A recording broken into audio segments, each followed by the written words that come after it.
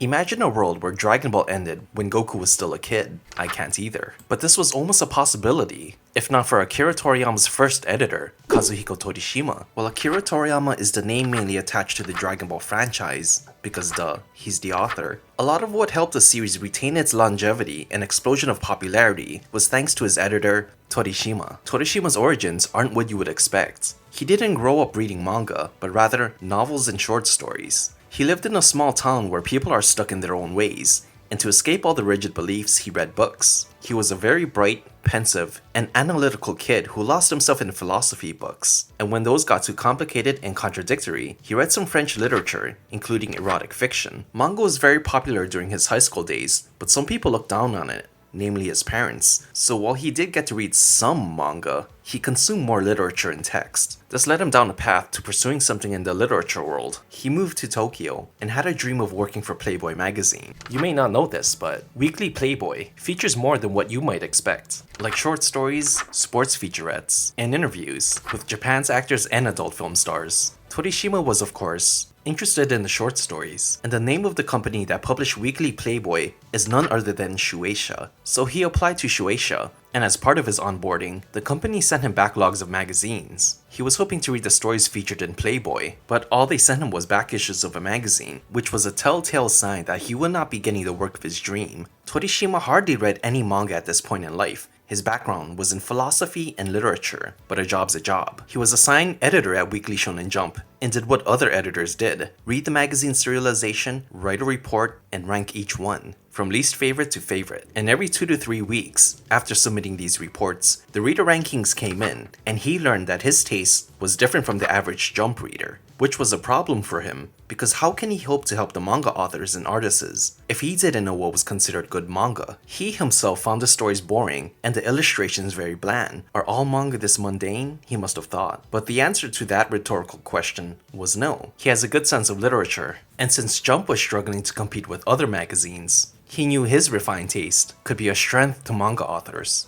One of the stories Torishima was in charge of was titled Doberman Deka, written by Bronson and illustrated by Shinji Hiramitsu. The manga was set to end within a few chapters because of how low it was ranking in reader surveys. But Torishima noticed something. While he didn't say anything about the story, he did notice the artist was great at illustrating action scenes, but horrible at drawing female characters. Visually, they all looked the same. He told the artist to draw a new female character debuting to look like idol Ikoe Sakakibara. Everyone loved this character, named Saki, and her design really complemented her character. After Saki was introduced, the story had a more lighter tone, and Doberman Deka rose from rank 17 to rank 3, and the story continued to run for 4 years, collected into 29 volumes. Torishima's idea worked.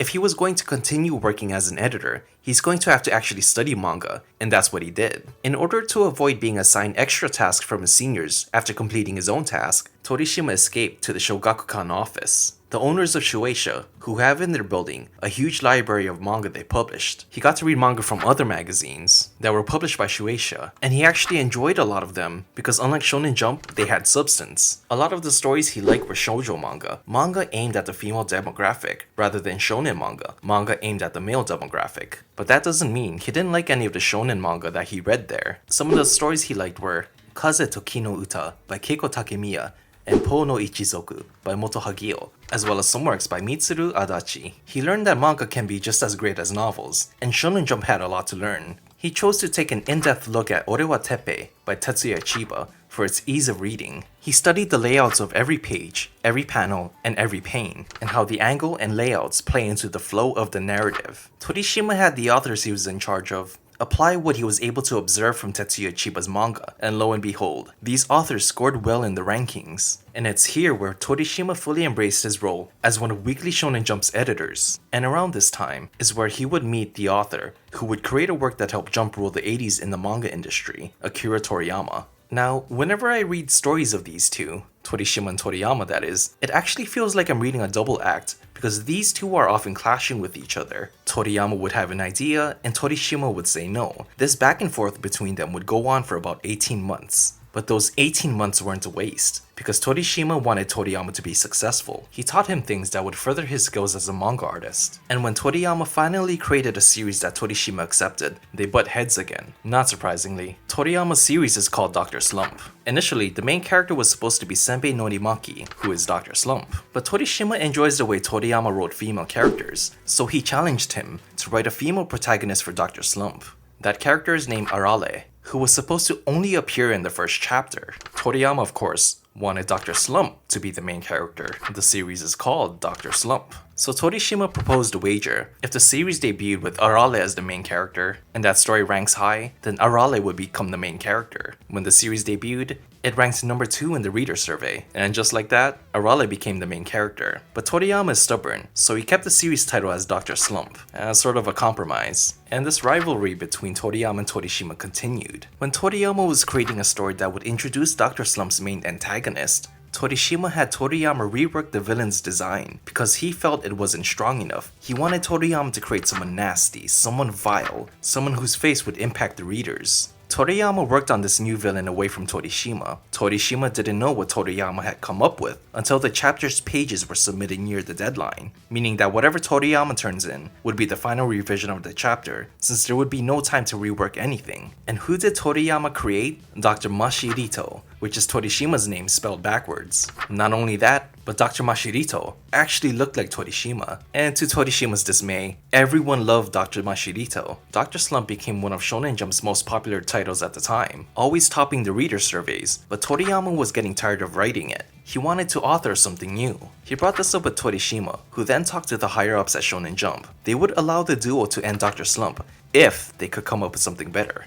The two put their minds together, but despite their natural geniuses combined, they just couldn't come up with anything better than Dr. Slump. They almost gave up trying, until their one final meeting in Nagoya, in Toriyama's office, when Toriyama's wife, former manga author Yoshimi Kato, brought tea for Torishima. She brought up how her husband was kinda quirky, because he'd watch movies while drawing manga, instead of listening to the radio or music like most other manga authors. As manga author, your eyes should be trained on your paper, instead of having the distraction of a film. This revelation intrigued Torishima, and he asked Toriyama what kind of movies he watched. Jackie Chan's kung fu films, he answered. When Torishima asked if he knew what scene was playing out just by the speech, Toriyama replied, "Yeah, I've seen these movies more than 50 times now." This pretty much led to the idea of creating a kung fu-centered story for their next project. Toriyama came up with a 13-page short story called Dragon Boy, which ranked high in Jump's reader survey. This pretty much confirmed that kung fu was the correct choice. But there's always room for improvement. Torishima suggested that Toriyama add elements from the story Journey to the West, a story that was by that time a free intellectual property. Torishima wanted the series to stand out, and having it set in China, a topic that wasn't too popular in the manga world, helped their new series have its own unique flavor. Toriyama obliged.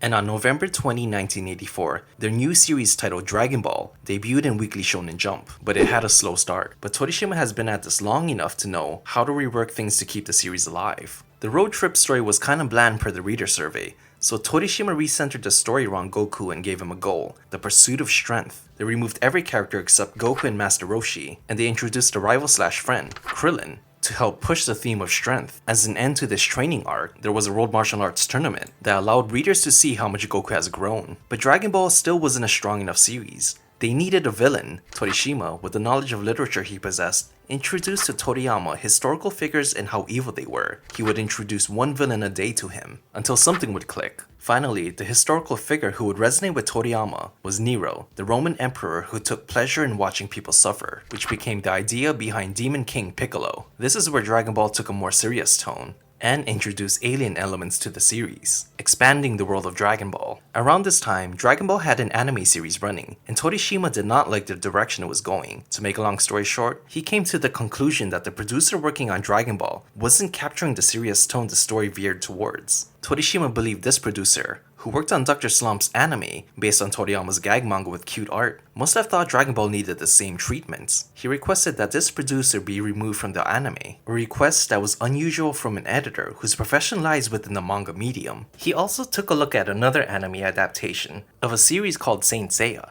Another title that was running in Jump in concert with Dragon Ball. To Torishima, Saint Seiya's manga was bad, but the anime adaptation was good. Torishima realized that it was all thanks to the mastermind behind the series, director Kozo Morishita and scriptwriter Takao Koyama. So Torishima reached out to these guys to see if they could help with a rebrand of the Dragon Ball anime to reflect the current tone of the manga. They agreed. The current Dragon Ball anime broadcast would come to an end, and the anime would be rebranded to Dragon Ball Z. A title that Toriyama picked because according to him, Z is the last letter of the alphabet, meaning there would be no series after this. But we all know that wasn't true. Goku would also get a redesign to match the new direction of the series. Less round-shaped muscles, a chiseled jaw. He was also designed to look more taller. All these requests were made by Akira Toriyama himself, an idea Torishima was originally against. But he understood why. And thanks to that, Torishima turned Dragon Ball's anime adaptation into something that was not only a hit within Japan, but a hit worldwide, with Dragon Ball Z. Torishima left as Toriyama's editor during the Saiyan saga, but he would continue to reach out to Toriyama in case Dragon Ball's story was struggling,